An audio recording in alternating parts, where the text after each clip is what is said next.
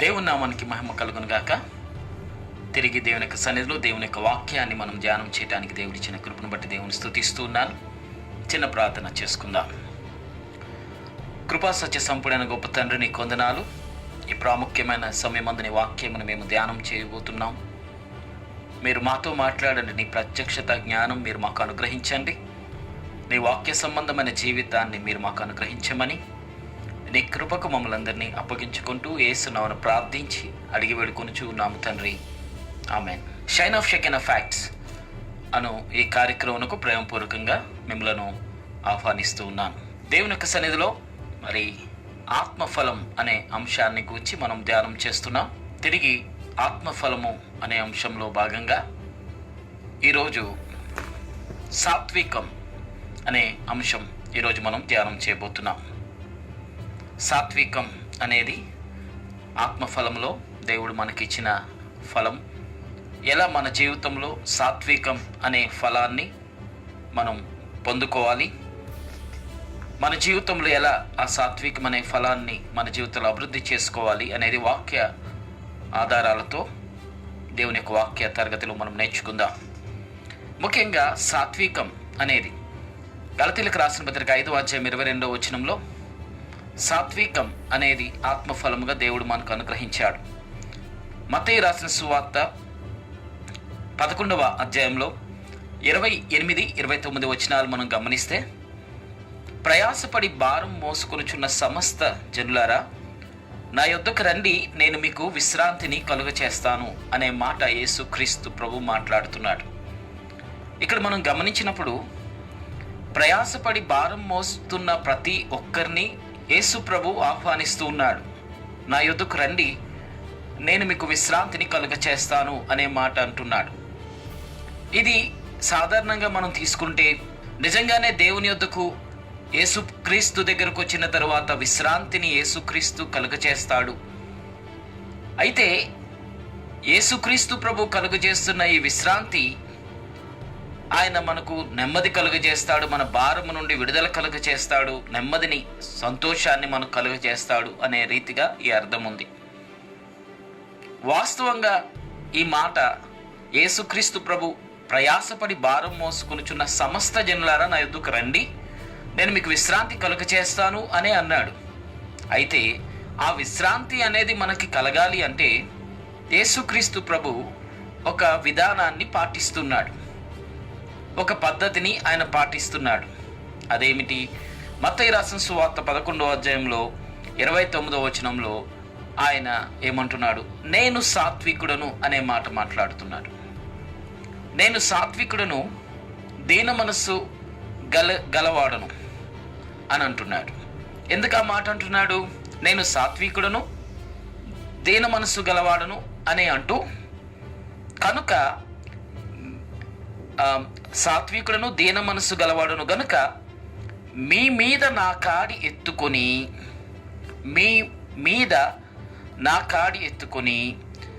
నా యొద్ద నేర్చుకొనుడి, అప్పుడు మీ ప్రాణములకు విశ్రాంతి కలుగును అంటున్నాడు. ప్రయాసపడి భారం మోసుకొనుచున్న సమస్త జనులారా, నా యొద్దకు రండి, నేను మీకు విశ్రాంతి కలుగచేస్తాను అంటున్నాడు. అయితే ఒక పద్ధతి, ఒక విధానం అనేది దేవుని యొద్ద ఉంది. అదేంటి అంటే, నేను సాత్వికుడును దీన మనస్సు కలిగిన వాడును గనుక మీ మీద నా కాడి మీరు ఎత్తుకోవాలి, నా యొద్ద మీరు నేర్చుకోవాలి. నా కాడి మీరు ఎత్తుకోవాలి, నా యొద్ద మీరు నేర్చుకోవాలి, అప్పుడు మీకు విశ్రాంతి దొరుకుతుంది అంటున్నాడు. ఈ మాటల యొక్క అర్థాన్ని మనం గమనిస్తే 30 ఏలయనగా నా కాడి సులువుగాను నా భారము తేలికగాను ఉన్నది అంటున్నాడు. భారం కలిగిన సమస్త భారం మోస్తున్న వాళ్ళు యేసుక్రీస్తు ప్రభు దగ్గరకు వస్తే యేసుక్రీస్తు ప్రభు విశ్రాంతిని కలుగజేస్తాడు. ఎప్పుడు కలుగజేస్తాడు అంటే యేసుక్రీస్తు యొక్క భారాన్ని ఒక వ్యక్తి మోసినప్పుడు. ఇది మనం గుర్తించాలి. అందుకే మరలా నేను చదువుతున్నాను. మత్తయి రాసిన సువార్త 11:28 ప్రయాసపడి భారం మోసుకొనుచున్న సమస్త జనులారా, నా యొద్దకు రండి, నేను మీకు విశ్రాంతి కలుగజేస్తాను. నేను సాత్వికుడును దీన మనస్సు కలిగిన వాడును, మీ మీద నా కాడి ఎత్తుకొని నా యొద్ద నేర్చుకొనండి, అప్పుడు మీ ప్రాణములకు విశ్రాంతి. నా కాడి సులువుగాను నా భారము తేలికగా ఉన్నది అన్నాడు. సో నువ్వు భారం మోస్తున్న ఒక వ్యక్తిగా, ఈ లోక సంబంధమైన రీతిగా బాధ అనుభవిస్తున్న వ్యక్తిగా, భారముతో యేసుక్రీస్తు ప్రభు దగ్గరకు వచ్చావు నువ్వు విడుదల పొందటానికి, విశ్రాంతి పొందటానికి. యేసుక్రీస్తు ప్రభు ఏమంటున్నాడంటే, నీవు నా కాడి మోయాలి, నా భారం మోయాలి, అప్పుడు నీకు విశ్రాంతి కలుగుతుంది అంటున్నాడు. దీని అర్థం అది. అలా నా కాడి మోయాలి, నా భారం మీరు మోయాలి అని అనడానికి మధ్యలో యేసు ప్రభు ఏమంటున్నాడంటే, నేను సాత్వికుడను దీన మనసు కలిగిన వాడును కనుక అనే మాట మాట్లాడాడు. అంటే ఇక్కడ మనకు యేసు ప్రభు మనకు తెలియచేస్తున్నది ఏంటంటే, ఆయన సాత్వికుడుగా దీన మనసు కలిగిన వాడుగా ఉండి మన భారాన్ని ఆయన మోస్తున్నాడు. ఒకరి భారాన్ని ఒకరు మోయాలి అంటే అది సామాన్యమైన విషయం కాదు. నీకు భారము నుండి విడుదల కలుగచేసి నీకు విశ్రాంతి కలుగచేయాలి దేవుడు. నీ భారాన్ని తీసివేసి నీకు విశ్రాంతి కలుగచేయాలంటే నీ భారాన్ని ఆయన మోయాలి కదా, నీ బరువు ఆయన మోయాలి కదా. సరే, నీ బరువు ఆయన ఎత్తుకున్నాడు, నీ బరువు ఆయన తీసుకున్నాడు, ఆయన మోస్తున్నాడు, నీకు విశ్రాంతి కలగాలి. నీకు విశ్రాంతి కలగాలి అంటే నీ భారం దేవుడికి అప్పగించేసిన తర్వాత, నా భారం అమ్మయ్య నేను దేవుడికి అప్పగించేశాను, దేవుడు తీసేసుకున్నాడు అనుకుంటే నీకు విడుదల కాదు. నా భారం దేవుడికి ఇచ్చేశాను కాబట్టి నాకు విశ్రాంతి కలుగుతుంది అనుకుంటే పొరపాటే. ఎక్స్చేంజ్ జరగాలి. ఎక్స్చేంజ్ అంటే నీ భారం యేసుక్రీస్తు ప్రభుకి ఇవ్వాలి, యేసుక్రీస్తు ప్రభు యొక్క భారం నువ్వు తీసుకోవాలి. ఇది విధానం. ఈ పని ఎవరు చేయగలుగుతారు? నీ భారాన్ని ఒక వ్యక్తి మోయాలి అంటే ఖచ్చితంగా అతడు సాత్వికుడుగా దీన మనస్సు కలిగిన వాడుగా ఉంటేనే తప్ప ఒకరి భారాన్ని ఒకరు మోయలేరు. అందుకంటున్నాడు, నేను సాత్వికుడును దీన మనసు కలిగిన వాడును. నేను సాత్వికుడును దీన మనసు కలిగిన వాడును కాబట్టి నీ భారమును నేను తీసుకుంటాను, నేను మోస్తాను. నువ్వు మోయలేని భారం నేను మోస్తాను. అయితే నా భారాన్ని మీరు మోయాలి. అయితే మీరు అనుకున్నట్టుగా కష్టమైన భారం కాదు, మీరు మోయలేనంత బరువు కాదు, నా కాడి సులువుగాను తేలికగాను ఉన్నది అనే మాట మాట్లాడుతున్నారు. గమనించండి, మన జీవితంలో సమస్య పోవాలనే కోరిక అందరికీ ఉంది, భారాన్ని పోగొట్టుకోవాలనే ఉద్దేశం అందరూ కలిగి ఉన్నారు. దేవుడు భారాన్ని మోస్తాను, నీ భారాన్ని నాకు ఇవ్వండి అనగానే అందరూ కూడా మన భారాన్ని దేవుడి మీద వేయటానికి అందరూ సిద్ధపడతాం. కానీ దేవుని యొక్క భారాన్ని మనం మోయటానికి ఇష్టపడం. ఇది సమస్య. ఎందుకు దేవునికి మన సమస్యలు అప్పగించినప్పటికీ మరలా మన జీవితంలో ఎందుకు మనం మోయలేని బరువు బాధ్యతలు మన మీద విస్తారంగా పెరుగుతూ ఉన్నాయి? దేవుని మీద మనం భారం వేసేసాము అని అనుకుంటున్నాము, కానీ దేవుని యొక్క భారాన్ని మనం మోయటానికి ఇష్టపడట్లేదు. అలాగా దేవుని యొక్క భారాన్ని మనం మోయాలి అంటే మనకు కూడా ఆయన ఎలాగ సాత్వికుడో దీన మనసు కలిగిన వాడో అదే హృదయం, అదే మనస్సు, సాత్వికము దీన మనస్సు అనేది మనము కూడా కలిగి ఉంటేనే కానీ దేవుని యొక్క భారాన్ని కాడిని మనం మోయలేం. కాబట్టి మన భారాన్ని దేవుడు మోస్తున్నప్పుడు, దేవుని భారాన్ని మనం మోసినప్పుడు నీకు విశ్రాంతి కలుగుతుంది తప్ప దేవుని దగ్గరకు వచ్చిన ప్రతి వ్యక్తి విడుదల, ఆశీర్వాదం, నెమ్మది లేక విశ్రాంతి కలుగుతుంది అనుకుంటే పొరపాటే. దేవుడు ఆయన మన భారాన్ని మోస్తున్నాడంటే ముఖ్యంగా ఆయన సాత్వికం కలిగిన వాడు. అదే రీతిగా ఆయన మన భారాన్ని మోయటానికి ఆయన సాత్వికుడు దీన మనస్సు కలిగిన వాడుగా ఆయన ఉన్నాడు అనేది మనం గుర్తించాలి. ఈ విధానాన్ని బైబిల్ గ్రంథంలో పాత నిబంధనలో మనం గమనిస్తే ఈ విధానాన్ని మోషేకు దేవుడు నేర్పించాడు. సంఖ్యాకాండం 12వ అధ్యాయంలోనికి ఒకసారి మనం వద్దాం. సంఖ్యాకాండం 12వ అధ్యాయంలో మనం గమనిస్తే 11వ వచనం నుండి, సంఖ్యాకాండం 12వ అధ్యాయం 11వ వచనంలో ఇక్కడ మనం గమనిస్తే, నేను చదువుతున్నాను కొన్ని మాటలు, ఒక నిమిషం. సంఖ్యాకాండం 12వ అధ్యాయం 3వ వచనం మొట్టమొదటిగా మనం చూద్దాం. మోషే భూమి మీద ఉన్న వారందరిలో మిక్కిలి సాత్వికుడు అనే మాట మనకి కనబడుతుంది. మోషే భూమి మీద ఉన్న వారందరిలో మిక్కిలి సాత్వికం కలిగిన వాడు అని బైబిల్ మనకి తెలియచేస్తుంది. మిక్కిలి సాత్వికం కలిగిన వాడు అంటే మోషే తన జీవితంలో దేవుని యొక్క సన్నిధిలో ఎంతగా తన్ను తాను తగ్గించుకున్నాడు, లేక ప్రజల యొక్క భారాన్ని మోయటానికి, ఇశ్రాయేలు ప్రజల యొక్క భారాన్ని అంతటినీ మోయటానికి ఎలా తను తాను సిద్ధపరుచుకున్నాడు అనేది మనకు అర్థమవుతుంది. మోషే తన జీవితంలో మిక్కిలి సాత్వికం కలిగిన వాడు. భూమి మీద అలాంటి వ్యక్తి ఎవరూ లేరు. అంటే మోషేకు దేవుడు అప్పగించిన బాధ్యత, ఇశ్రాయేలు ప్రజలందరినీ కూడా ఏదో తన గర్భమున పుట్టినట్టుగా మోసే బాధ్యత దేవుడు మోషేకు అప్పగించి, వీరందరినీ తీసుకొని నీవు కానాను దేశానికి తీసుకుని వెళ్ళనే ఒక పెద్ద బాధ్యత దేవుడు మోషేకు అప్పగించాడు.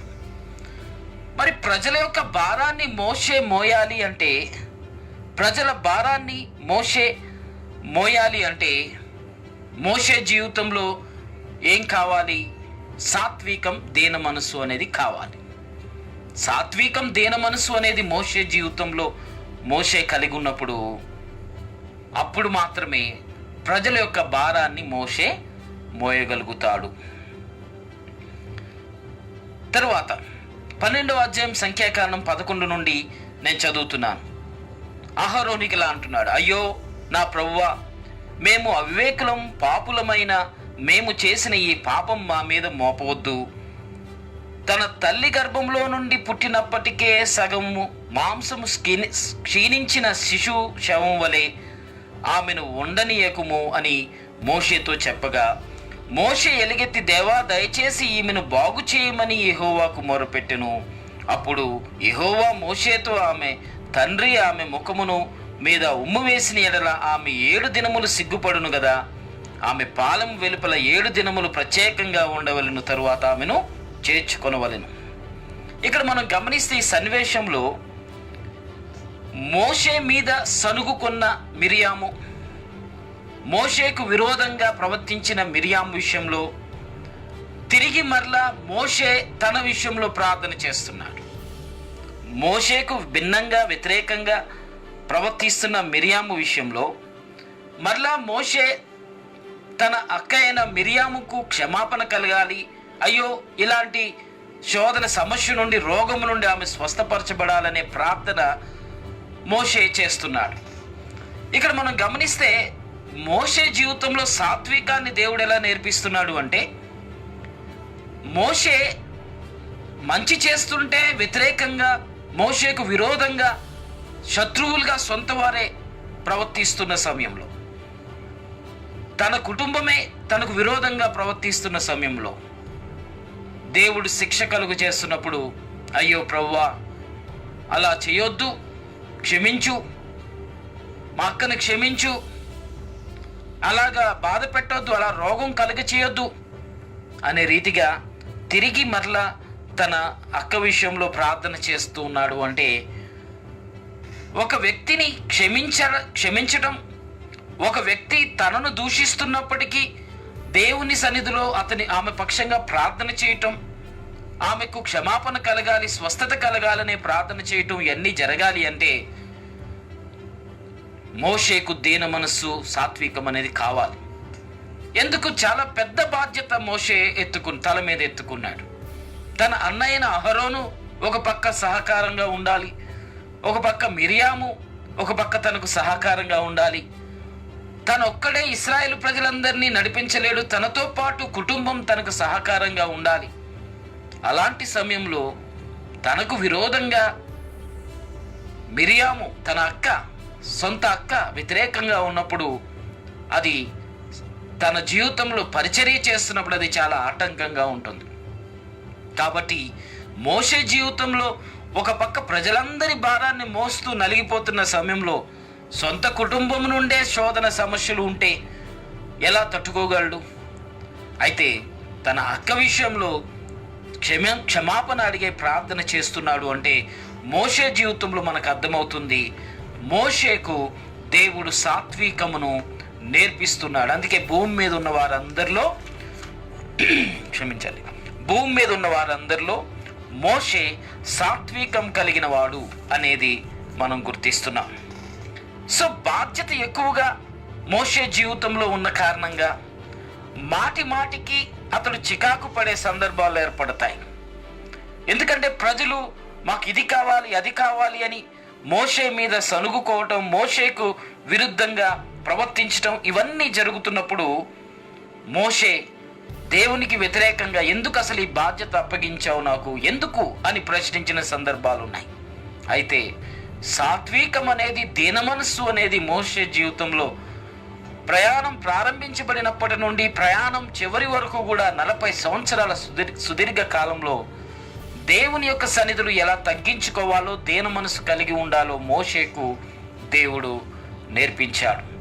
కాబట్టి మన జీవితంలో బాధ్యత అనేది దేవుడు మనకు అప్పగించినప్పుడు చాలా సందర్భాల్లో ఆ బాధ్యతను మనం నిర్వర్తిస్తున్న సమయంలో అది భారంగా మనం భావించటం, ఈ బాధ్యత ఎందుకు నాకు దేవుడు పెట్టాడు తల మీద, ఎందుకు ఈ భారం నా మీద పెట్టాడు, నేను ఈ పని నేను చేయలేకపోతున్నాను అనే రీతిగా మనం ఒక్కొక్కసారి కృంగిపోయిన సందర్భాలు ఉండొచ్చు. అయితే దీన మనస్సు అనేది నీకు నేర్పించటానికి, సాత్వికం అనేది దేవుడు నీకు నేర్పించటానికి, నీ జీవితంలో తగ్గింపు అనేది దేవుడు నీకు నేర్పించటానికి రకరకాల బాధ్యతలను దేవుడు నీకు అదనంగా కేటాయిస్తాడు. యేసుక్రీస్తు ప్రభువు ఏమంటున్నాడు? ప్రయాసపడి భారం మోయుచున్న ప్రతి ఒక్కరూ నా దగ్గరికి రండి, నేనేం చేస్తాను, మీరు నేర్చుకునే విధానం నేర్పిస్తాను. అదేమిటి? నా కాడి ఎత్తుకొని మీరు నా యొద్ద నేర్చుకోవాలి. ఎలా నేర్చుకోవాలో, ఎలా మీకు సాత్వికమైన మనస్సు మీకు కలుగుతుందో, ఎలా భారాన్ని మోయగలిగిన స్థితిలో మీరు తయారవుతారో మీకు నేను నేర్పిస్తాను అనేది చెప్తున్నాడు. ఇప్పుడు ఎలా దేవుడు మనకు సాత్వికాన్ని నేర్పిస్తాడు? ఉదాహరణకు యేసు ప్రభు, నేను సాత్వికులను, దీన మనసు కలిగిన వాడును కనుక నా కాడి ఎత్తుకుని నా యొద్ద మీరు నేర్చుకోనండి అని అన్నాడు. యేసుక్రీస్తు ఆయన సాత్వికుడు, దీన మనసు కలిగిన వాడు గనుక ఆయన ఇతరుల భారాన్ని మోయగలిగిన వాడుగా ఉన్నాడు. ఆయన అర్హత ఏంటి? ఆయన సాత్వికుడు, దీన మనసు కలిగిన వాడు గనుక ప్రజల భారాన్ని ఆయన మోయగలిగిన వాడుగా ఆయన ఉన్నాడు. అయితే మనం జీవితంలో మనము భారాన్ని మోసే స్థితికి దేవుడు మనల్ని తీసుకొస్తాడు. ఎలా? ఆయన కలిగిన సాత్వికాన్ని, ఆయన కలిగిన దీన మనసును మనకు నేర్పించి మనము ఎలా భారాన్ని మోయాలో, ఇతరుల భారాన్ని మనం ఎలా మోయాలో ఆ సాత్వికాన్ని మనకు నేర్పిస్తాడు, ఆ దీన మనసును మనకు నేర్పిస్తాడు. ఉదాహరణకు ఒకరి భారాన్ని మోయాలి అంటే ఖచ్చితంగా నేనేం తప్పు చేశాను, ఆ పని నాకెందుకు, అలా అతడు పడుతున్న కష్టం నాకెందుకు, అతను ఎదుర్కొంటున్న శోధన నాకెందుకు, ఎలాంటి భావన మనది. కానీ ఒకరి కష్ట సుఖాల్లో మనం పాలు పంపులు పొందాలంటే, ఒకరి భారాన్ని మనం కూడా మోయాలి అంటే, ఒకరికి సహాయకరంగా ఉండాలి అంటే, వారితో పాటు కలిసి ఆ సమస్యలో, వారి శోధనలో మనము కూడా నిలబడాలి అంటే ఖచ్చితంగా మనకు సాత్వికం అనేది ఖచ్చితంగా కావాలి. ఆత్మ సంబంధమైన ఈ ఫలములో ఉన్న ఈ సాత్వికం ప్రజల యొక్క భారాన్ని మనం మోయటానికి దేవుడు మనకు అనుగ్రహిస్తున్నాడు. చాలా సందర్భాల్లో ఈ సాత్వికం అనే ఫలం మనలో ఉన్నదనే విషయం మనం మర్చిపోయి చాలా సులువుగా ప్రజలు ఎవరైనా కష్టాన్ని గూర్చి మనకు చెబితే, నీకే నా బాధ మాకు లేదా, నీకే నా సమస్య మాకు లేదా, వాళ్ళు 10 సమస్యలు చెబితే 20 సమస్యలు మనం చెప్పి నీకే కాదు మాకు ఎన్ని సమస్యలు ఉన్నాయని చెప్పి ఒక వ్యక్తిని మనం దూరం చేసుకుంటున్నాం. ప్రజల యొక్క భారాన్ని మనం మోయటానికి దేవుడు సాత్వికం అనేది దేవుడు మనకు అనుగ్రహించాడు. ప్రజల యొక్క భారాన్ని మోయటానికి దేవుడు సాత్వికాన్ని మోషేకు నేర్పించాడు. అందుకే భూమి మీద ఉన్న వారందరిలో మోషే సాత్వికుడు అనే మాట బైబిల్ గ్రంథంలో రాయబడింది. సో ఒక్కరా ఇద్దరా? యుద్ధం చేసేవారే 6 లక్షల మంది ఉన్నారు. ఇంకా పిల్లలు, ముసలి వాళ్ళు, స్త్రీలు వీళ్ళందరినీ లెక్క పెడితే దాదాపు 20 లక్షల మందిని నడిపించిన మోషేకు ఎంత సహనం కావాలి, ఎంత తగ్గింపు కావాలి. మాటి మాటికి ప్రజలు మోషే మీద వ్యతిరేకంగా తిరుగుబాటు చేస్తున్నప్పుడు మాటి మాటికి మేము వెనక్కి వెళ్ళిపోతాం మరలా మేము ఐగుప్తుగా అంటున్న సమయంలో ఎన్ని సందర్భాల్లో మోషే నలిగిపోవాలి. తన జీవితకాలం అంతా కూడా సాత్వికం అంటే ఏంటో దేవుడు మోషేకు నేర్పించాడు. మన జీవితంలో కూడా ఆత్మఫలములో ఉన్న ఈ సాత్వికం, మనము ఇతరుల భారాన్ని వారి భారంలో మనము కూడా పాలు పంపులు పొందటానికి, ఇతరుల కష్టాలలో మనము కూడా పాలు పంపులు పొందటానికి ఈ యొక్క సాత్వికం అనేది దేవుడు మనకు అనుగ్రహిస్తున్నాడు. అయితే ఇలాగా భారాన్ని మోసే హృదయం మనకు లేకపోతే, ఇతరుల కష్టాన్ని అది మన కష్టంగా మనం భావించకపోతే, ఆత్మఫలములో ఉన్న ఈ సాత్వికం మనలో ఫలించటం లేదు అని అర్థం. సమస్యలో ఉన్న ఒక వ్యక్తిని చూసి చూడనట్టుగా వారిని దాటి వెళ్ళిపోవడం, ఒక వ్యక్తి తన సమస్యను చెబుతున్న సమయంలో విన్నట్టుగా ఆ సమస్యను వినడం, ప్రతిస్పందించకుండా తర్వాత అని పోస్ట్ పోన్ చేయటం, ఇలా నిర్లక్ష్య ధోరణితో మనం ప్రవర్తిస్తున్నాము అంటే సాత్వికం అనే ఫలం మన జీవితంలో సరిగ్గా మనం ఫలించటం లేదు అనేది మనం అర్థం చేసుకోవాలి. ఈ సాత్వికంలో దీన మనస్సు ఉంది. దీన మనస్సు ఉన్నది కనుక ఖచ్చితంగా ఒక వ్యక్తి అవతల వ్యక్తి బాధను అర్థం చేసుకోగలుగుతాడు, అవతల వ్యక్తి కష్టాన్ని అర్థం చేసుకోగలుగుతాడు. ఆ దీన మనస్సు అనేదే ఒకవేళ ఒక వ్యక్తికి లేకపోతే హెచ్చింపు ఘనత కోరుకునే వ్యక్తిగా ఆ వ్యక్తి ఉంటాడు. హెచ్చింపు ఘనత కోరుకునే వ్యక్తికి స్వాభావికంగా ఉండే అతని యొక్క హృదయ స్థితి ఎలా ఉంటుంది స్వాభావికంగా అంటే గర్వించే స్థితి. సో గర్వించే స్థితికి భిన్నంగా తగ్గించుకునే దీన మనసు కలిగిన స్థితి ఉంది. ఈ తగ్గించుకునే దీన స్థితి తప్పనిసరిగా ఇతరుల భారాన్ని తెలుసుకోగలుగుతుంది, ఇతరుల భారాన్ని మోయటానికి ఇష్టపడుతుంది. తర్వాత ముఖ్యంగా యేసుక్రీస్తు ప్రభువు నేను సాత్వికుడను అన్నాడు. క్రీస్తు యేసునకు కలిగిన మనస్సు మనం కలిగి ఉండాలని బైబిల్ చెబుతుంది. క్రీస్తు యేసునకు కలిగిన మనసు మనం కలిగి ఉండాలి. ఫిలిప్పీ 5:5 మనం కలిగి ఉండాలి. ఆ మనసు ఏంటి? ఆయన సాత్వికుడు, దీన మనస్సు కలిగిన వాడు. ఆయన సాత్వికుడు, దీన మనసు కలిగిన వాడు గనుక మన భారాన్ని మోసే విషయంలో సిలువ మరణం పొందినంతగా తను తాను తగ్గించుకున్నాడు. వాళ్ళ కష్టం నేనెందుకు మోయాలి, వాళ్ళ భారం నేనెందుకు మోయాలి, వాళ్ళ శిక్ష నేనెందుకు అనుభవించాలి అనే భావన ఒకవేళ యేసు ప్రభువుకు ఉంటే మన భారాన్ని ఎందుకు మోస్తాడు?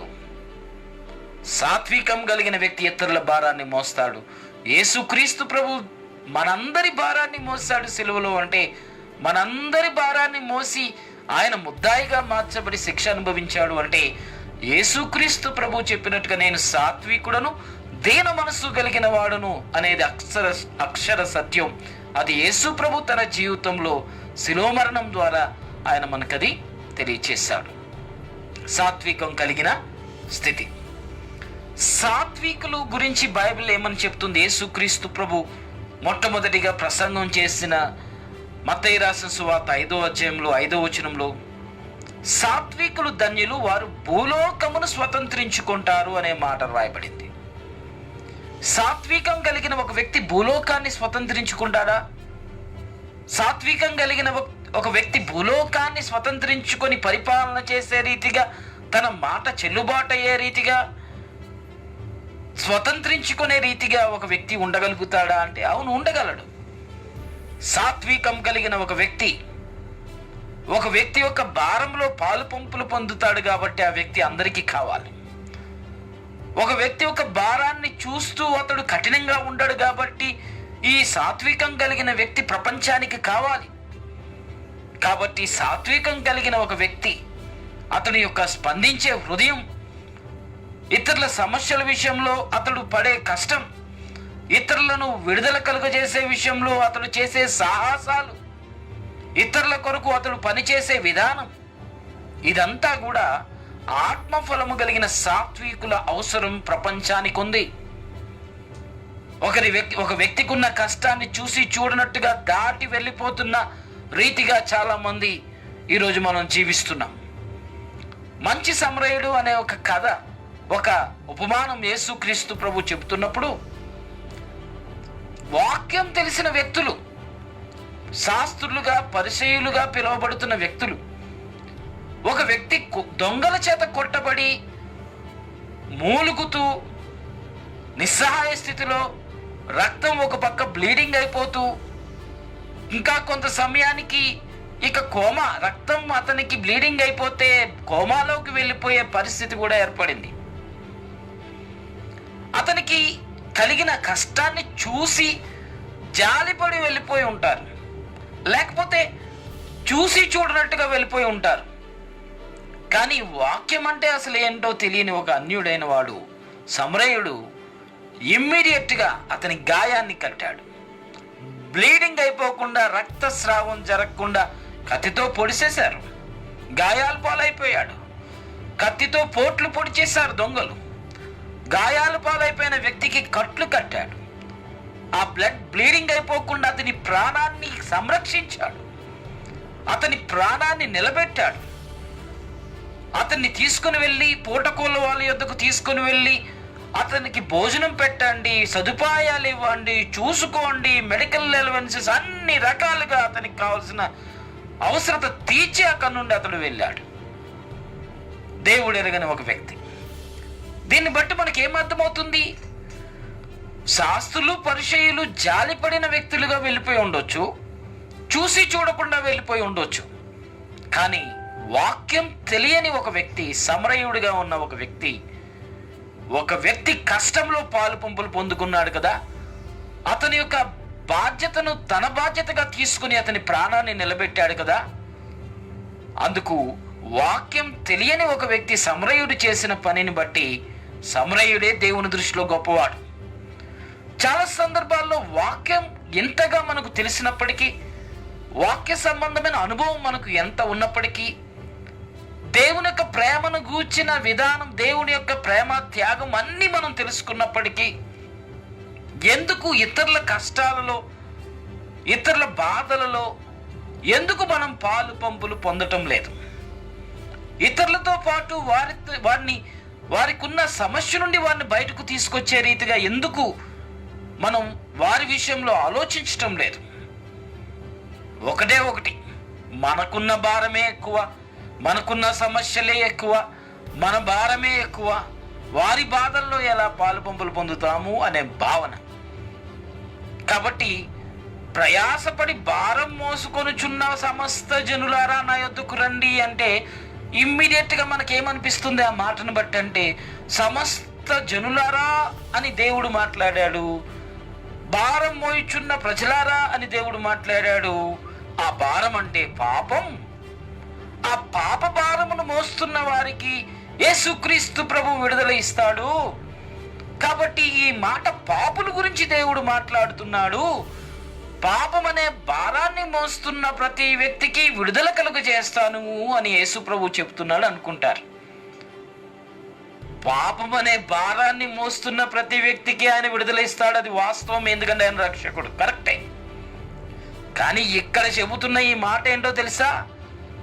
భారాన్ని మోసుకుంటూ తిరుగుతున్న ప్రజలారా నా యొద్దకు రండి అని ఎవరితో చెప్తున్నాడో తెలుసా?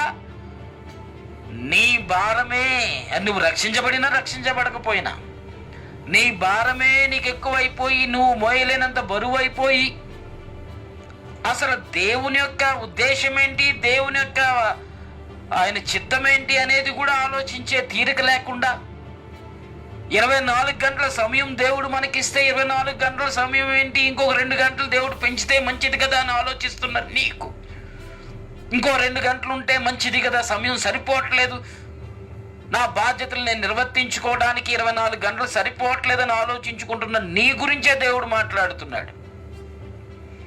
నీ భారం దేవుడికి ఇమ్మంటున్నాడు. దేవునికి నీ భారం ఇమ్మంటున్నాడు. నీ భారం దేవుడికి ఇమ్మంటున్నాడు. నిన్ను మోసుకొని తిరగమని చెప్పట్లేదు. చాలా సందర్భాలలో మన బాధ్యతలే మనకు ఎక్కువ భారాలు అయిపోయినాయి. ఇన్ని బాధ్యతలు ఉన్నాయి, ఇంత భారం నాకు, ఇన్ని బాధ్యతలు ఉన్న కారణంగా నేను ఈ పని దేవుని కొరకు నేను చేయలేను అనుకుంటున్నావు. దేవుని గురించి నువ్వు చేసే పనిని గూర్చి ఒక్కసారి మనం ఆలోచన చేస్తే, మన వ్యక్తిగత, మన కుటుంబ, మన జీవితానికి ఇచ్చే విలువ, మన జీవితాన్ని ప్రేమించే రీతిగా, మన జీవితంలో మనం గడిపే సమయం, వీటన్నిటినీ ఒక పక్క పెట్టి దేవుని గురించి ఆలోచించే సమయం, దేవుని కొరకు పనిచేసే సమయం, ఇతరుల కష్టాలను గూర్చి ఆలోచించి వారికి సహాయపడే సమయం, ఇలాంటిది ఒక పక్క మనం ఆలోచన చేసి ఈ రెండింటిని ఒక తక్కెడలో వేసి చూస్తే ఎంత సాత్వికం మనకుందో అర్థమైపోతుంది. ఎంత సాత్వికం కలిగిన మనసు మనకుందో అర్థమైపోతుంది. చాలా మంది సాత్వికం అంటే తలకి కిందెట్టుకుని స్తోత్రం స్తోత్రం దీన మనసు అంటే ఇలా అనుకుంటున్నారు. సాత్వికం అంటే, దీన మనసు అంటే తలకే కింద పెట్టుకుని ఇలా స్తోత్రం స్తోత్రం కాదు అసలు విధానం. బంధకాల్లో ఉన్న ప్రజలకు విడుదల కలుగజేయటానికి, బంధకాల్లో ఉన్న వ్యక్తుల భారాన్ని మోయటానికి, ఇతరుల కష్టంలో మనం పాలిభాగస్తులు అవటానికి ఈ సాత్వికం అనేది దేవుడు మనకిచ్చాడు. సాత్వికం, దీన మనసు అంటే ఏదో భక్తిగా నిష్టగా తగ్గించుకొని ఇలా అబ్బా నాయన తండ్రి అంతా బ్రతుకుతాం అనుకుంటున్నారు అందరూ. దాని విలువ, సాత్వికం అంటే దాని అర్థం ఎవరికి అర్థం కావట్లేదు. యేసు ప్రభు సాత్వికం కలిగిన వాడు. యేసు ప్రభు సాత్వికం కలిగిన వాడును తనకు తానుగా స్టేట్మెంట్ ఇచ్చాడు, నేను సాత్వికుడును దీన మనసు కలిగిన వాడునని. సరే, సాత్వికుడు దీన మనసు కలిగిన వాడు అంటే మన ఉద్దేశంలో తగ్గించుకొని నెమ్మదిగా, ఎవరేమన్నా మాట్లాడకుండా నెమ్మదిగా అలా వెళ్ళిపోయాడు అనుకుంటున్నారా? మీకు చూపిస్తాను వాక్య ఆధారాలతో, నేను మీకు తెలియచేస్తాను పిల్లరా. మత్తయి రాసిన సువార్త 21:12 వరకు చదవండి. యేసుక్రీస్తు ప్రభు దేవాలయంలోనికి ఎంటర్ అవుతాడు. దేవాలయంలో బిజినెస్ జరుగుతూ ఉంది. బిజినెస్ ఏంటి? రోకలు మార్చువారు అని ఉంటుంది. రోకలు మార్చువారు అంటే ఏంటో తెలుసా? నువ్వు డాలర్స్ పట్టుకొచ్చిస్తే నేను రూపీస్లో కన్వర్ట్ చేసి డబ్బులు ఇస్తాను. అది రోకలు మార్చడం అంటే ఎక్స్చేంజ్. దేవుని మందిరంలో ఎక్స్చేంజ్ సెంటర్ కూడా పెట్టారు. అప్పుడు దేవుని మందిరంలో నువ్వు బయట దేశాల నుండి ప్రజలు వస్తారు కదా, టూరిస్టర్స్, వాళ్ళందరూ దేవుని మందిరంలోనికి వచ్చి కానుకేయాలంటే నువ్వు ఎక్స్చేంజ్ చేసుకొని మా డబ్బులు మాకేయాలి తప్ప నువ్వు వేరే డబ్బులు డాలర్స్ రూపంలో ఇవ్వద్దు అనే ఊరిలో. కాబట్టి రోకలు మార్చేవారు వీళ్ళందరూ. రోకలు మార్చడం అంటే అప్పుడు ఎక్స్చేంజ్ సెంటర్. అది దేవుని మందిరంలో ఎక్స్చేంజ్ సెంటర్ పెట్టి, అమ్మ నీ డబ్బు ఈ దేశంలో చెల్లదు కనుక ఇక్కడ నువ్వు ఎక్స్చేంజ్ చేసుకుని అప్పుడు ఇక్కడ కానుకేయాలనేవారు. సరే, ఇలాగూ ఒక పక్క పావురాలు అమ్మే బిజినెస్ జరుగుతూ ఉంది, ఒక పక్క రోకలు అమ్మే వాళ్ళు ఉన్నారు, ఇంకా అది ఇది లేదు, కోళ్ళు అమ్మేవాడు ఉన్నాడు, గుడ్లు అమ్మేవాడు కూడా ఉన్నాడు. అక్కడ 12:17 యేసుక్రీస్తు ప్రభు బయలుదేరి ఆ దేవాలయంలోనికి వస్తాడు. ఆ దేవాలయంలోనికి యేసుక్రీస్తు ప్రభు వచ్చిన తర్వాత పిల్లరా అక్కడ ఏం చేస్తాడు తెలుసా? 12 యేసు దేవాలయంలో ప్రవేశించి క్రయ విక్రయములు చేయు వారందరిని వెళ్ళగొట్టాడు. ఈ సాత్వికం కలిగిన వాడు ఏం చేశాడు? క్రయ విక్రయములు, బిజినెస్ చేస్తున్న వాళ్ళందరినీ అక్కడ నుండి వెళ్ళగొట్టాడు. రోకలు మార్చి వారి బల్లలను, గొవ్వలు అమ్మే వారి పీఠాలను పడద్రోసేశాడు పౌరుషంగా. చాలా మంది కరుణామయంలో ఉన్న యేసు ప్రభుని ఊహించుకుంటారు అందరూ, అమ్మా తల్లి అని. కరుణామయంలో ఉన్న యేసు ప్రభు కాదు, హీరో. అన్యాయం జరుగుతుంటే ఖండించటం, దొంగల గుహగా మార్చేసి ప్రజల దగ్గర దోచుకుంటున్నారు. ఆలయంలో దొంగల గుహగా చేసేసారు. 10 రూపాయలు ఎక్స్చేంజ్ చేస్తే 10 రూపాయలు ఇవ్వాలి కదా వెనక్కి, కమిషన్ మరి పోదా? 100 రూపాయలకి కమిషన్ పోదా? దోచుకుంటున్నారు. నువ్వు ఈ డబ్బులు వేయొద్దు, ఈ డబ్బులే వేయాలి మా దీనారాలు.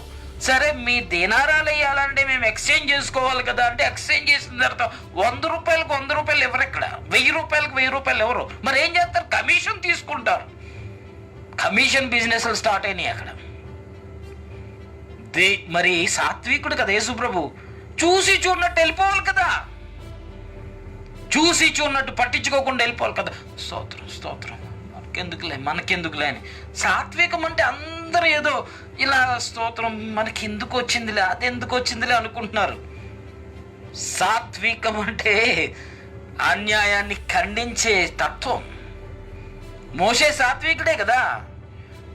మరి ఇశ్రాయేలీలందరూ ఐగుప్తులో బానిసలుగా ఉంటే వాళ్ళందరినీ ఎందుకు విడుదల తీసుకొచ్చి ఫైట్ చేసాడు?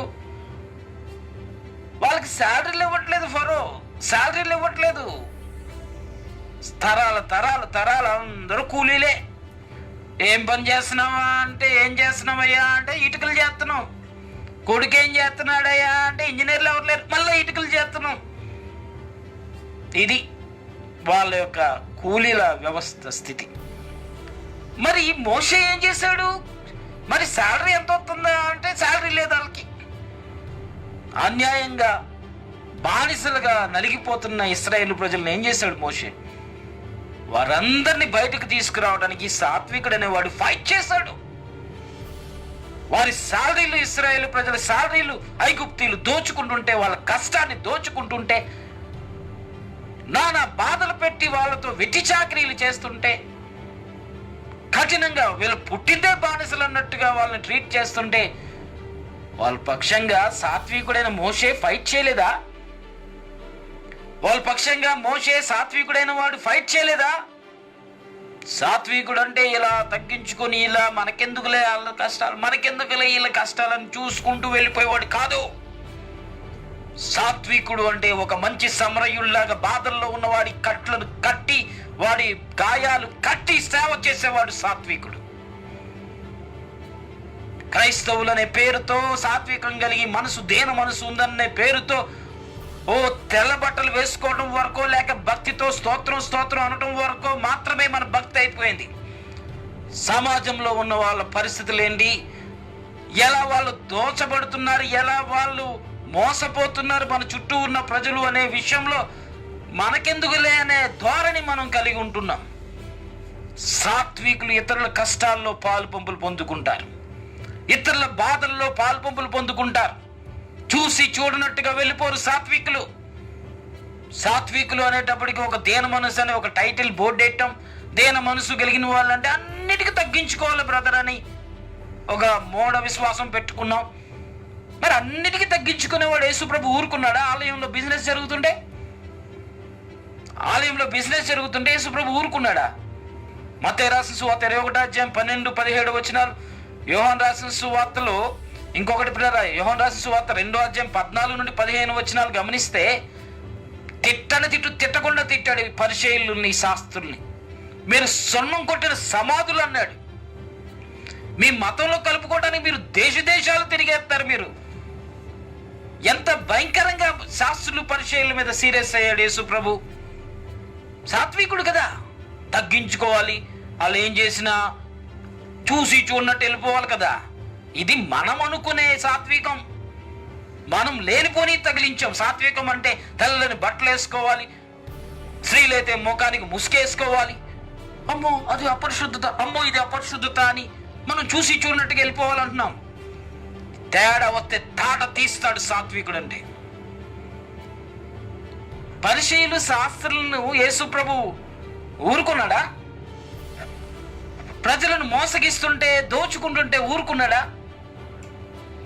ప్రజల బాధలను, ప్రజల యొక్క కష్టాలను భరించే విషయంలో అన్యాయం చేయబడుతున్న వ్యక్తులకు అన్యాయం చేసేవారి వ్యక్తులకు మధ్య నిలబడ్డాడు సాత్వికుడు.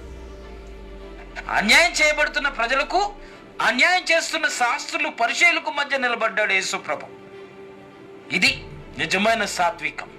ప్రజల భారాన్ని మోయటం అనేదే, వారి బాధను మనం మోయటం అనేదే నిజమైన సాత్వికం. ఈ పని చేసేవాళ్ళు దేవుడికి కావాలి. ఈ పని చేసేవాళ్ళు దేవుడికి కావాలి. సో మన జీవితంలో ఈ పని మనం చేయగలమంటే చేయగలం. ఎలా చేయగలం? ఒక వ్యక్తికి అన్యాయం జరుగుతున్నప్పుడు ఆ వ్యక్తికి జరుగుతున్న అన్యాయం విషయంలో ప్రశ్నించడానికి నువ్వెందుకు సిద్ధపడలేవు?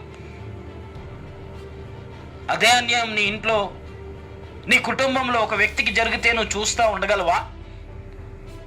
అదే అన్యాయం నీకు జరిగితే నువ్వు చూస్తా ఊరుకొని ఎందుకులే అనుకుంటావా? ఎంతో మంది బలహీనులు, నోరు లేనివారు, దిక్కు లేనివారు అణచబడుతున్నారు. దిక్కు లేనివారు, విధవరాండ్రు, నోరు లేనివారుగా అనేక మంది చేత త్రొక్కబడుతున్నారు.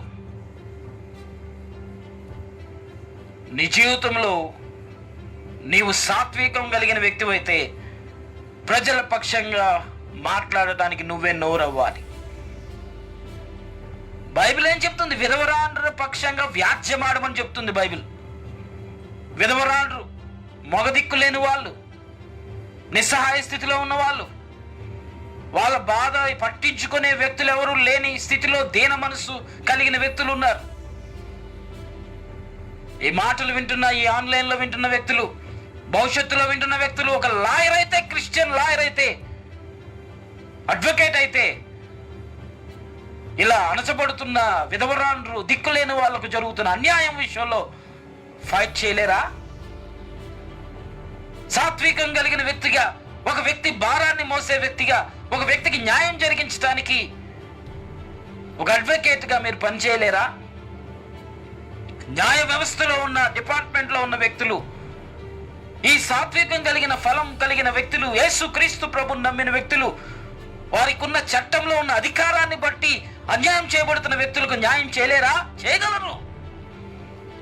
చదువుకున్న వ్యక్తులు కావచ్చు, గెజిటెడ్ ఆఫీసర్ లెవెల్లో ఉన్న వ్యక్తులు కావచ్చు, ఎంతో మంది యేసుక్రీస్తు ప్రభువుని నమ్మిన వారు మంచి మంచి స్థానాల్లో, మంచి మంచి జాబ్ పొజిషన్లో ఉన్నారు.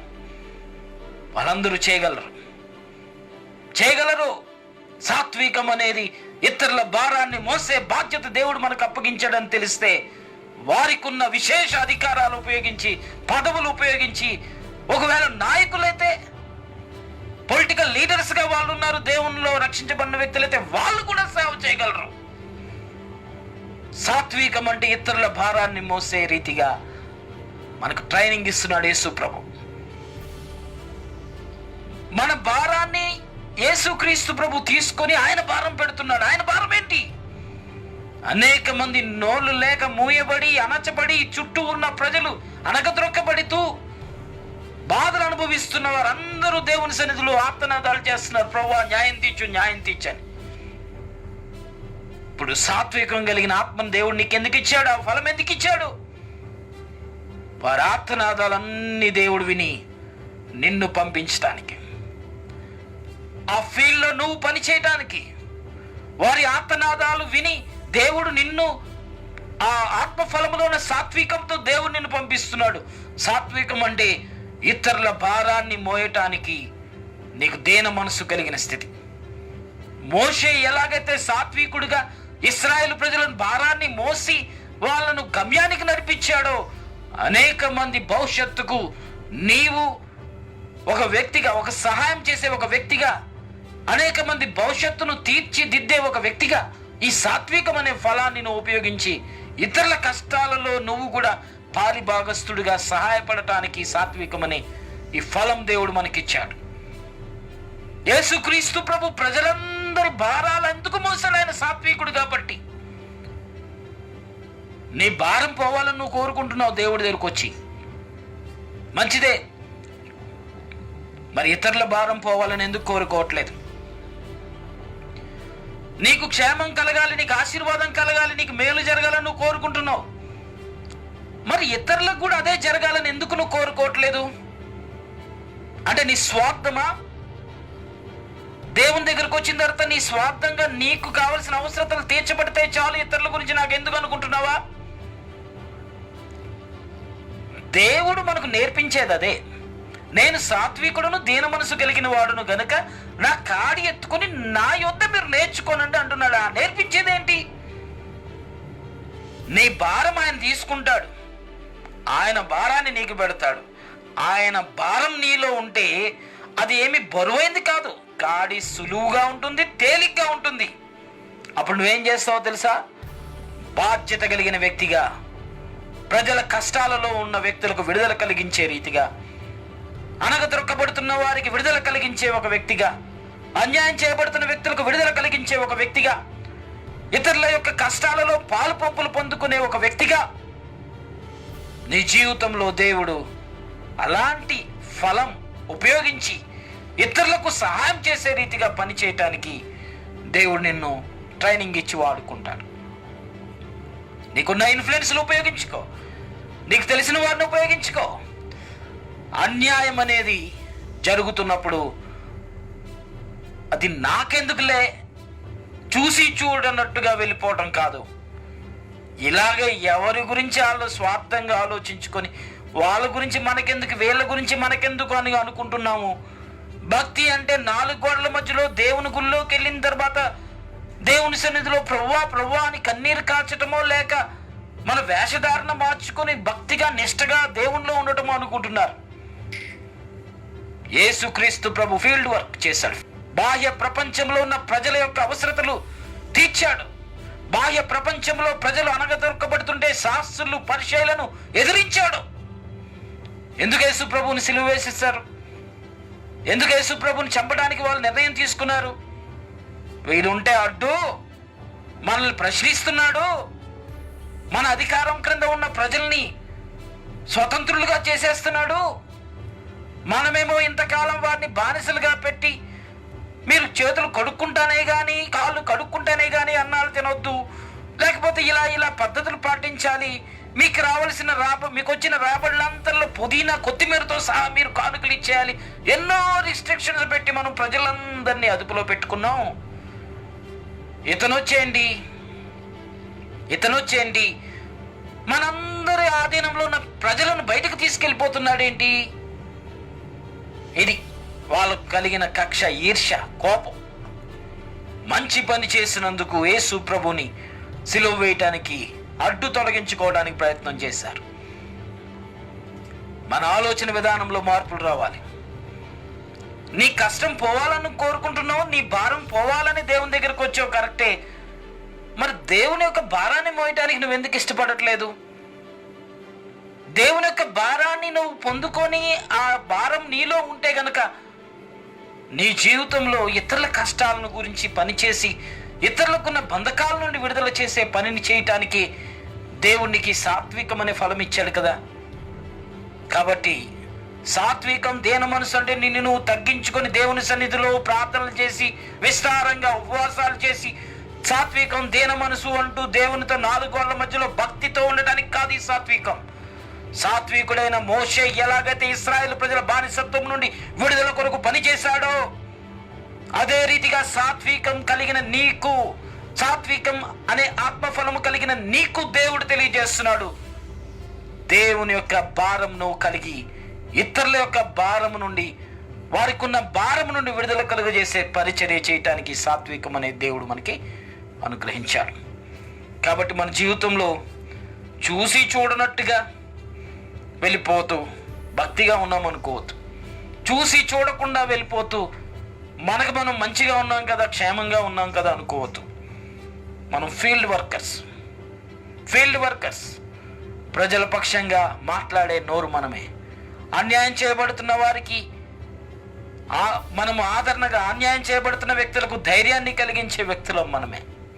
అనగద్రొక్కబడుతున్న వ్యక్తులకు విడుదల కలిగించే వ్యక్తులం మనమే. సమస్యలతో ఉన్న వ్యక్తులకు వారికి ఒక నిరీక్షణ కలిగించే వ్యక్తులం మనమే. ఈ సాత్వికం అనే ఈ ఫలం ఈ రోజు నుండి మనలో ఫలించాలి పిల్లరా. సాత్వికం అనే ఫలం మనలో ఫలించాలి. మన జీవితంలో ఎవరు అన్యాయానికి గురవుతున్నారో, ఎవరు దోచుకొనబడుతున్నారో వారికి విడుదల కలగచేయాలి. ఈ సాత్వికం కలిగిన యేసు ప్రభు ఆ పని చేశాడు. ఇంకొకటి చెప్పి నేను ముగిస్తాను ఈరోజు. అవేంటి అంటే, సాత్వికం కలిగినోడు కదా, ఎన్నో ప్రశ్నలు యేసు ప్రభుని వేశారు, ఎన్నో ప్రశ్నలు. ఇంకా యేసుక్రీస్తు ప్రభు జవాబు చెప్పలేడు అన్నట్టుగా యేసుక్రీస్తు ప్రభుతో పిల్లరా ఎన్నో రీతిలుగా ఆయన్ని ప్రశ్నలు సంధించి ఎలాగైనా ఇరుకులో పెట్టేసేయాలి అనుకున్నారు. సాత్వికుడు అంటే జ్ఞానం లేని అజ్ఞాని అని బైబిల్ చెప్పట్లేదు. సాత్వికుడు అంటే బలహీనుడు అని బైబిల్ చెప్పట్లేదు. యేసుక్రీస్తు ప్రభు సాత్వికుడు కదా. సాత్వికుడైన వాడు సమాధానం చెప్తే ఎలా చెప్పాడు తెలుసా? నోట నుండి మళ్ళా మాట రాకుండా ఒక్కొక్క ప్రశ్న వాళ్ళు వేస్తే ఆ ప్రశ్నకు యేసుక్రీస్తు ప్రభు చెప్పిన జవాబులకు వాళ్లకు ఏం చేయాలో అర్థం కాలే. మార్కు రాసిన సువార్త 12:13 నుండి మీరు చదవండి. కైసరుకు పన్ను కట్టడం న్యాయమా కాదా అని యేసు ప్రభుని శోధించడానికి అడిగారు. ఈ సాత్వికుడైన యేసు ప్రభు అజ్ఞాని కాదు కదా. సాత్వికం కలిగి ఉండటం అంటే బలహీనమైన స్థితి కాదు కదా. సరైన రీతిగా సమాధానాలు యేసు ప్రభు ప్రతిసారి సరైన సమాధానాలు చెప్పాడు. ఇక్కడ సాత్వికంతో కూడిన జ్ఞానం అని బైబిల్ మనకు తెలియచేస్తుంది. ఎక్కడ? యాకోబు రాసిన పత్రిక 3:13 సాత్వికంతో కూడిన జ్ఞానం మనం కలిగి ఉండాలని బైబిల్ చెప్తుంది. సాత్వికంగా ఉండటం, దీన మనసు కలిగి ఉండటం, ఇంకా మన భక్తి అలా అనుకుంటూ అజ్ఞానిగా చాలా మంది వెళ్ళిపోతున్నారు. వివేకం కలిగిన స్థితి చాలా మంది అది కోల్పోతున్నారు. బైబిల్ ఏం చెప్తుంది? నువ్వు పావురం వల్ల పరిశుద్ధంగా ఉండు. ఎస్, నువ్వు దేవుని నమ్మినందుకు పావురంలా పరిశుద్ధంగా నిష్కలంకంగా నువ్వు ఉండు. సేమ్ టైం పాముల వల్ల వివేకంగా కూడా ఉండని చెప్తుంది. చాలా మంది దేన మనసు, తగ్గింపు, ప్రార్థనా జీవితం పేరుతో చాలా తగ్గించుకొని స్తోత్రం స్తోత్రం అంటానే ఉన్నారు. చాలా మంది వివేకం లేదు. పరిశుద్ధత పరిశుద్ధత అంటున్నారు, వివేకం లేదు. సాత్వికం కలిగిన వ్యక్తి జ్ఞానవంతుడు, ఇది బైబిల్ మనకు చెప్తుంది. యాకోబు రాసిన పత్రిక 3:13 నేను చదువుతున్నాను పిల్లరా. ఏమని బైబిల్ సెలవిస్తుందో, ఎలా ఉండమని చెప్తుందో ఇక్కడ యాకోబు చక్కగా రాశాడు. 3:13 నేను చదువుతున్నాను. మీలో జ్ఞాన వివేకములు కలిగిన వాడెవడు అని ప్రశ్నిస్తున్నాడు. మీలో జ్ఞానము వివేకం కలిగిన వాడెవడు అని ప్రశ్నిస్తూ వాడు జ్ఞానముతో కూడిన సాత్వికం కలిగిన వాడై తన యోగ్యమైన ప్రవర్తన వలన తన క్రియలను కనపరచాలి. యాక్షన్ ఫీల్డ్లోకి రావాలి. జ్ఞానముతో కూడిన సాత్వికం కలిగిన వాడై తన యోగ్యమైన ప్రవర్తన వలన తన క్రియలను కనపరచాలి. ఏంటి ఆ క్రియలు? సాత్వికం కలిగిన వాడు ఏం చేస్తాడు? జ్ఞానముతో కూడిన సాత్వికం కలిగిన వ్యక్తి ఏం చేస్తాడు? ఫీల్డ్ వర్క్లోకి దిగి ప్రవర్తన వలన తన యొక్క క్రియల వలన తన యొక్క సాత్వికంతో కూడిన జ్ఞానాన్ని ప్రత్యక్షపరుస్తాడు. కాబట్టి సాత్వికం అంటే అది మన బలహీనత కాదు. దేన మనసు కలిగి ఉండటం అంటే చేతకాని తత్వం కాదు. సాత్వికంతో కూడిన జ్ఞానం గురించి బైబిల్ చెప్తుంది మనకి. కాబట్టి యేసుక్రీస్తు ప్రభు ఏ ప్రశ్న వేసినా సాత్వికంగా దేన మనసు కలిగి వాళ్ళు అడిగిన అజ్ఞానమైన ప్రశ్నలకు తగ్గించుకొని వాళ్ళ అజ్ఞానాన్ని గుర్తించి సాత్వికంగా నెమ్మదిగా సమాధానం చెప్పాడు. ఎలా చెప్పాడు తెలుసా? జ్ఞానయుక్తంగా చెప్పాడు. వాళ్ళేమనుకున్నారు? ఇంత భక్తిగా ఇంత నిష్టగా ఉన్న వ్యక్తి మనం అడిగే ప్రశ్నలకు ఏం జ్ఞానం ఉంటుంది, ఏం చెప్పగలుగుతాడు, మనం లిటిగేషన్ క్వశ్చన్స్ వేస్తున్నాం కదా అనుకున్నారు. ఒక వ్యభిచార ముందు పట్టబడిన స్త్రీని పట్టుకొచ్చాడు. ఇదిగో మా మోషే చెప్పాడు రాళ్లతో కొట్టమని, నువ్వేం చెప్తావు అని అడిగారు. యేసుప్రభు ఎలా చెప్పాడు? సావకాశంగా వాళ్ళందరూ రాళ్లతో ఎత్తిలా కొట్టే పొజిషన్లో ఉండగా చాలా దీనంగా ఏదో నేల మీద రాస్తా ఉన్నాడు. ఏదో నేల మీద గీస్తూ ఉన్నాడు, బొమ్మలు వేస్తూ ఉన్నాడు, లేకపోతే ఏదో రాస్తూ ఉన్నాడు. ఏం అర్థం కాలేదు వాళ్ళకి. ఏంటి ప్రాబ్లం ఇంత పెద్దగా తీసుకొచ్చాం, ఏంటి ఇమ్మీడియట్గా స్పందించట్లేదు ఏంటని వాళ్ళు అనుకుంటున్నారు. నెమ్మదిగా సాత్వికంగా దీనంగా ఉండి కూల్గా ఉండి ఏం చేసాడు, మీలో పాపం లేనివాడు ఎవడో ముందు రాయేయమన్నాడు. ఒక్కరు లేరు అక్కడ. యేసుక్రీస్తు ప్రభు సాత్వికం దేన మనసు కలిగిన వాడే. సాత్వికం దేన మనసు కలిగిన వాడు మాట్లాడితే ఒక్కడు లేడు అక్కడ రాయేయటానికి. ఒక్కడు లేడు యేసు ప్రభుని ప్రశ్నించిన వాడు చరిత్రలో. సాత్వికుడు దేన మనసుడు అంటే ఎవడేమన్నా నోరు మూసుకొని ఇలా వెళ్ళిపోవాలనుకుంటున్నారు అందరూ. నువ్వు మాట్లాడితే అవతల వ్యక్తికి మాట్లాడడానికి ఇంకొక మాట రాకూడదు. నువ్వు జవాబు చెబితే అవతల వ్యక్తి ప్రశ్నించడానికి ఇంకొక ప్రశ్న ఉండకూడదు. సాత్వికంతో కూడిన జ్ఞానంతో మనం బ్రతకాలి. గొర్రెలు అంటున్నారు కదా, ఏమన్నా వీళ్ళు మౌనంగా వెళ్ళిపోతారని. ఎందుకు అనలేకపోతున్నాం? ఏది వాక్యంలో విషయాలు తెలియదు కాబట్టి. అంతకు మించి ఎవరేమన్నా మౌనంగా ఉండాలి, అలా వెళ్ళిపోవాలి, ఎందుకు వచ్చిందిలే మనకు వచ్చిందిలే అనుకుంటున్నాం కాబట్టి. వాక్యం అనేది నీలో ఉంటే, వాక్యమే నీలో ఉంటే, యేసుప్రభు సమాధానం చెప్పలేదా? యేసుప్రభులో వాక్యం ఉంది కదా. ప్రశ్నలు వేస్తుంటే మౌనంగా వెళ్ళిపోయాడా?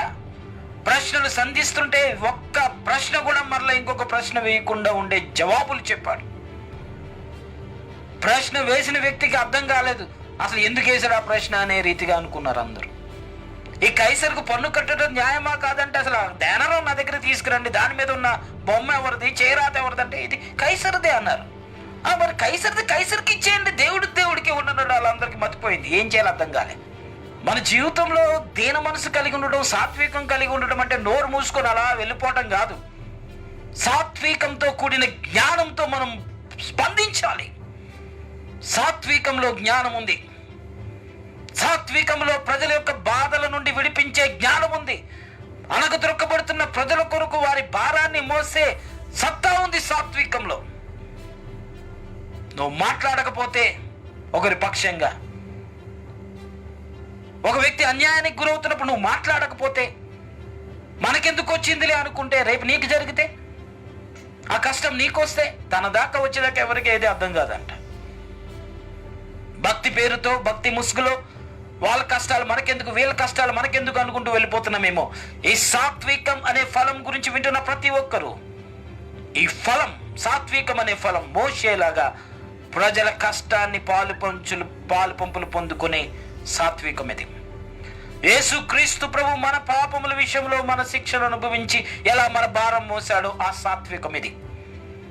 అదే సాత్వికం నాకుంది, నేను దీన మనసు కలిగిన వాడును, నా కాడ ఎత్తుకొని నా బరువు మీరు మోయండి అని యేసు ప్రభు చెప్పాడు.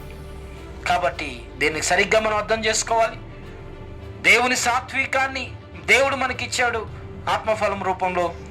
ఆ సాత్వికం కలిగిన మనమేం చేయాలి అంటే, ఆ సాత్వికం కలిగిన మనం ఇతరుల యొక్క బాధలను మనం మోయటానికి తగ్గించుకోవాలి. ఒక మాట లేదా ఇంకా విస్తరించి నేను మాట్లాడను. పాత నిబంధనలో ప్రవక్తలందరూ ఉండేవారు కదా, వారందరూ ఎందుకంత ఉద్రేకంగా మాట్లాడేవారు, ఎందుకంత కఠినంగా ప్రజలను సంబోధించి తిట్టేవారు తెలుసా? భారం మోసేవారు. దేవుడు ఎంత భారం మోస్తున్నాడో ఆ భారం వాళ్ళు మోసేవారు. ప్రవక్త అంటే దేవుని నోరు అనర్థం. ఇశ్రాయేలు ప్రజలు దేవునికి వ్యతిరేకంగా ప్రవర్తిస్తుంటే ఆ దేవుని భారాన్ని వాళ్ళు మోసేవారు కాబట్టి గొంతు చించుకొని అరిచేవారు. దేవుని స్థానంలో దేవుని మాట వాళ్ళు ప్రకటించడానికి ఎన్నో రీతులుగా వాళ్ళు దేవుని భారాన్ని బయటకు తెలియచేసి సరిచేయటానికి, సరిదిద్దటానికి ఎన్నో అవమానాలు వాళ్ళు ఎదుర్కొన్నారు. ప్రజలను సరిదిద్దడానికి ఎన్నో రీతిలుగా ప్రజలను గద్దించేవారు. దేవుని భారం వాళ్ళు మోసారు కాబట్టి అనేక మంది దృష్టిలో చెడ్డవాళ్ళు అయ్యారు. ఈ ప్రవక్త ఏంటి ఇలా చెప్తున్నాడు, మన నాశనం గురించి చెప్తున్నాడు ఏంటి, ఇలా చెప్పిస్తున్నాడు ఏంటి అనుకున్నారు. దేవుని భారం కలిగిన వ్యక్తి అన్నిటిని అనుభవించడానికి సిద్ధపడాలి. దేవుని భారం కలిగిన ఒక వ్యక్తి అన్నిటి కొరకు సిద్ధపడాలి. దేవుని కొరకు పని చేయడానికి సిద్ధపడాలి. దేవుని భారాన్ని మోసే వ్యక్తులం మనం. దేవునికి భారం ఇస్తే నువ్వు దేవుని కొరకు పని చేయాలి. ఈ సాత్వికం అనేది అదే. మోషేకి ఆ భారం పెట్టాడు. 40 సంవత్సరాలు సుదీర్ఘ ప్రయాణం. మోషే ఆ సాత్వికం కలిగిన వాడుగా దేవుని వద్ద నేర్చుకున్నాడు, ప్రజలను నడిపించాడు. ఆ బాధ్యత నీకు అప్పగిస్తే, అదే బాధ్యత మోషే స్థానంలో నీకు అప్పగిస్తే, 1 రోజు 2 రోజులు 4 రోజులు 1 నెల రోజులు చేసిన తర్వాత ఏమంటావు? నేనేమన్నా కన్నానా, నాకేమన్నా పుట్టారా? ఎందుకంట మోషే కూడా అన్నాడు, దేవుడు సరి చేశాడు. మన జీవితంలో మనకెందుకు వచ్చింది, మనకేమన్నా పుట్టారా, మనకు తెలిసా వాళ్ళు అనుకుంటాం. వాళ్ళందరి కొరకు పని చేయడానికి సాత్వికాన్ని దేవుడు మనకిచ్చాడు. ఎవరికో పుట్టారు, అవును, అనాథులు, ఎవరో వాళ్ళు మనకు తెలియదు, వాళ్లకు సేవ చేసే రీతిగా, కష్టాల్లో ఉన్న వ్యక్తికి సహాయం చేసే రీతిగా ఈ సాత్వికం అనే దేవుడు మనకిచ్చాడు. కాబట్టి దేవుని భారాన్ని ప్రవక్తలు ఎలా మోసి పనిచేస్తారో అదే రీతిగా దేవుని భారాన్ని మనం మోసి మనం ఇతరుల కొరకు పని చేయటానికి సాత్వికం అనేది దేవుడు మనకు అనుగ్రహించాడు. సాత్వికం కలిగిన మోషే భారం మోసాడు. సాత్వికం కలిగిన యేసు ప్రభు మన భారం మోస్తున్నాడు. సాత్వికం అనేది మనకిచ్చాడు కదా. ఈ సాత్వికం కలిగిన మనం దేవుని భారాన్ని మోయాలి. దేవుని భారం అంటే ఇతరుల భారాన్ని మోస్తూ బంధకాల్లో ఉన్న వ్యక్తులకు సహాయపడాలి. ఇలాంటి స్థితి ఈ సాత్వికం అనే ఫలం ద్వారా దేవుడు మనకి అనుగ్రహించాడు. చిన్న ప్రార్థన. కృపా సత్య సంపూడని గొప్ప తండ్రి నీకు వందనాలు. ఈ వాక్యం అలా ముద్రించండి. వాక్యం విన్న వారందరూ, సోషల్ మీడియా ద్వారా ఈ వాక్యాన్ని ధ్యానించిన వారందరినీ ఈ సాత్వికం కలిగిన మనస్సు అనేది ఇతరుల భారాన్ని పాలు పంపులు పొందుకొని వారి యొక్క భారం నుండి విడుదల కలుగజేసే పరిచర్య ఈ సాత్వికం అనేది జరిగిస్తుంది కనుక ఈ వాక్యం విన్నవారు ఎవరైనా సరే ఏ ఆత్మఫలమైన ఈ సాత్వికాన్ని గురించి విన్నవారు ప్రజల యొక్క భారం నుండి ప్రజలను విడిపించే పనిని చేయటానికి, ప్రజల భారాన్ని వారు కూడా మోయటానికి సిద్ధపడే మనస్సు వారికి కలుగచేయమని ప్రార్థన చేస్తూ ఈ వాక్యమాలో ముద్రించి నీ సేవలో ప్రతి ఒక్కరిని మీరు వాడుకోమని యేసు నామమున ప్రార్థించి అడిగి వేడుకొనుచున్నాం తండ్రి. ఆమేన్. తండ్రి అయిన దేవుని ప్రేమ, మన ప్రభువును రక్షకుడు యేసుక్రీస్తు వారికి కృప, పరిశుద్ధాత్మ అన్యోన్య సహవాసం ఇక్కడ కూడి ఉన్న మనకు సర్వలోకంలో ఉన్న పరిశుద్ధులకు ఇప్పుడు ఎల్లప్పుడు సదాకాలం దేవుని యొక్క కృప తోడేండి సంరక్షించి నడిపించును గాక. ఆమేన్. అందరికీ వందనాలు. God bless you all. దేవుడు మిమ్మల్ని దీవించును గాక.